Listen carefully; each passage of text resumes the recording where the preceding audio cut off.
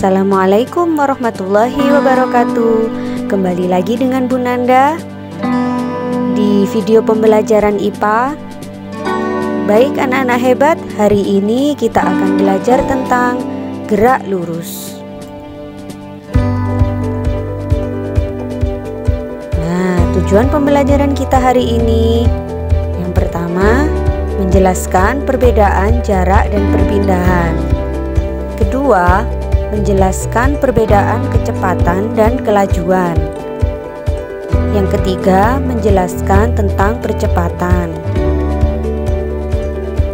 Baik, perhatikan ilustrasi berikut ya. Pak Ardi berjalan pulang dari sekolah ke rumah dengan membawa tas. Apakah Pak Ardi dikatakan bergerak? Coba kalian amati gambar.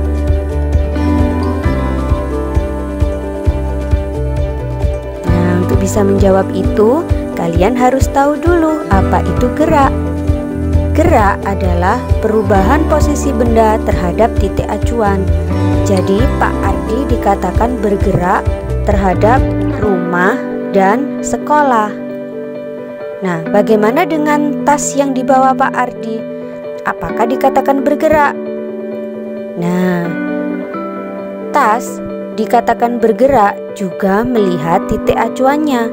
Tas dikatakan bergerak terhadap rumah dan sekolah. Tetapi jika terhadap Pak Ardi, tas tidak dikatakan bergerak. Oleh karena itu, gerak bersifat relatif bergantung pada titik acuan.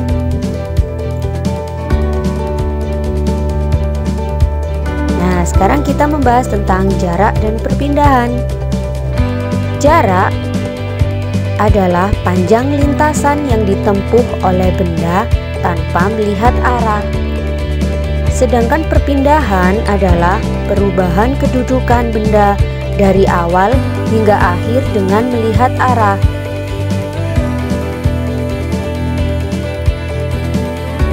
Selanjutnya perhatikan contoh soal. Rina mengendarai mobil dari kota A ke arah barat menuju kota C sejauh 100 km. Kemudian kembali ke arah timur menuju kota B sejauh 25 km. Berapakah jarak dan perpindahannya? Perhatikan ilustrasi berikut ya. Kota A, kota C. Jadi mobil berjalan dari kota A ke kota C dulu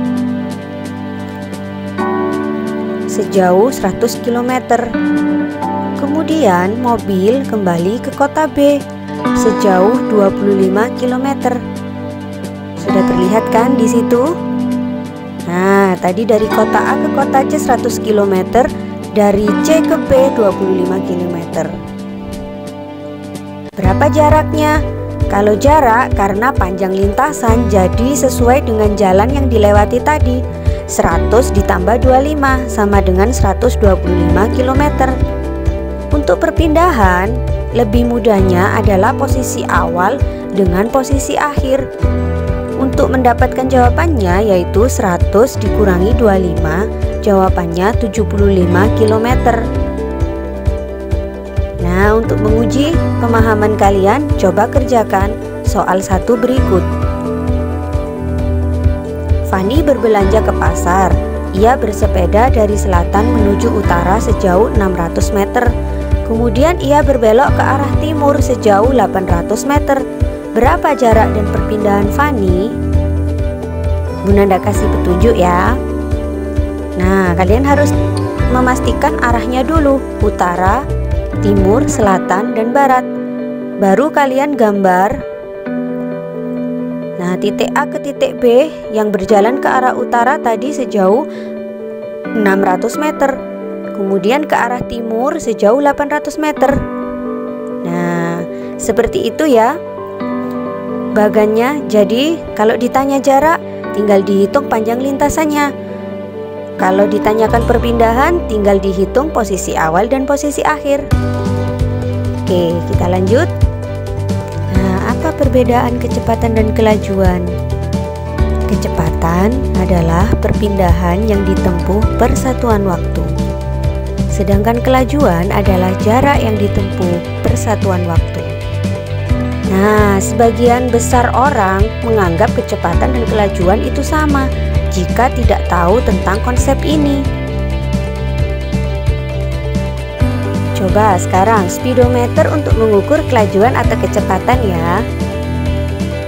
Nah, ini contoh speedometer pada sepeda motor. Speedometer itu adalah alat untuk mengukur kelajuan. Oke, lanjut. Rumus matematis kecepatan dan kelajuan itu sama. Jika kelajuan itu jarak dibagi selang waktu, rumusnya V sama dengan S dibagi T, sedangkan kecepatan itu perpindahan dibagi waktu, rumusnya juga V S dibagi T. Satuannya sama ya, untuk jarak dan perpindahan satuannya dalam meter, waktu dalam sekon. Oke, ini tips dan trik. Tadi kita sudah tahu ada simbol S, V, dan T. Nah, untuk mencari S, pertama ya, kita tutup dulu dari segitiga ini yang ingin kita cari. S kita tutup, sehingga di situ yang terlihat hanya V kali T. Nah, ditemukan rumus 1, S sama dengan V kali T. Selanjutnya, jika ingin yang ditanyakan adalah V atau kecepatan, maka di situ terlihat dalam segitiga ada S dibagi T. Nah, berarti rumus kecepatan itu adalah S dibagi T. Bagaimana jika ditanyakan T atau waktunya? Nah, rumus yang muncul di situ terlihat T sama dengan S dibagi V. Bagaimana? Sudah paham? Oke, kita lanjut lagi untuk contoh soal penerapan rumus tadi. Bimo mengendarai motornya dengan kelajuan 60 km per jam. Bimo menempuh jarak sejauh 45 km. Jam berapa Bimo sampai tujuannya jika berangkat dari rumah pukul 7.45? Yuk kita jawab. Diketahui dulu V atau kelajuan 60 km per jam, S 45 km. Nah, yang ditanyakan adalah waktunya, T. Sekarang kita jawab. Kita tahu rumus T itu sama dengan S dibagi V. Kita masukkan angkanya. T sama dengan S-nya 45, V-nya 60. Supaya mudah perhitungannya disederhanakan ya. Jadi 3/4 jam. Kita ubah ke menit supaya mudah. Baik, selanjutnya karena yang ditanyakan waktu, jadi Bimo sampai pada pukul 7.45 ditambah 45 menit, sehingga ditemukan jawabannya 8.30.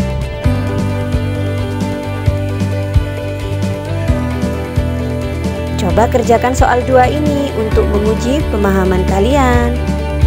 Nah, Tony mengendarai motor selama 3 menit dan menempuh jarak 360 meter. Berapakah kecepatan motor Tony? Ingat, di situ ada satuannya untuk jarak meter dan waktu dalam menit. Ubah dulu waktunya dalam satuan sekon. Oke anak-anak? Lanjut ya. Sekarang kita membahas tentang percepatan. Percepatan adalah perubahan kecepatan dalam satuan waktu. Rumusnya sebagai berikut. Percepatan disimbolkan dengan A kecil. Nah, itu rumusnya.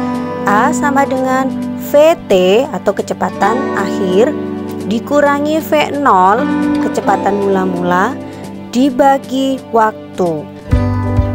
Gitu ya. Baik, selanjutnya kita terapkan pada soal ya. Sebuah sepeda bergerak lurus dipercepat beraturan dengan kecepatan awal 25 meter per sekon. Setelah 10 sekon, kecepatannya menjadi 45 meter per sekon. Hitunglah percepatan sepeda. Kita tulis yang diketahui dulu. V0 atau kecepatan mula-mula 25 meter per sekon. Kecepatan akhir atau VT sama dengan 45 meter per sekon. Dan waktunya 10 sekon. Ditanya, A atau percepatannya. Nah, kita tahu rumusnya tadi A sama dengan VT dikurangi V0 dibagi T. Kita masukkan angkanya sehingga ketemu A-nya sama dengan 2 meter per sekon. Jadi percepatan yang dialami sepeda adalah 2 meter per sekon. Nah, sekarang coba dikerjakan juga. Ini soal 3 untuk menguji pemahaman kalian. Mobil memiliki kecepatan awal 10 meter per sekon. Setelah 2 sekon, mobil memiliki kecepatan 72 km per jam. Berapakah percepatan sepeda? Nah, petunjuknya kalian lihat di soal itu bahwa kecepatan di situ memiliki satuan yang berbeda. Jadi kamu harus menyamakan satuannya dulu. Jadi kalian harus mengubah kecepatan akhir dalam satuan meter per sekon terlebih dahulu, baru dimasukkan ke rumus percepatan tadi. Demikian penjelasan dari Bu Nanda. Jangan lupa untuk klik tombol like-nya ya, dan mengerjakan soal 1-3. Terima kasih.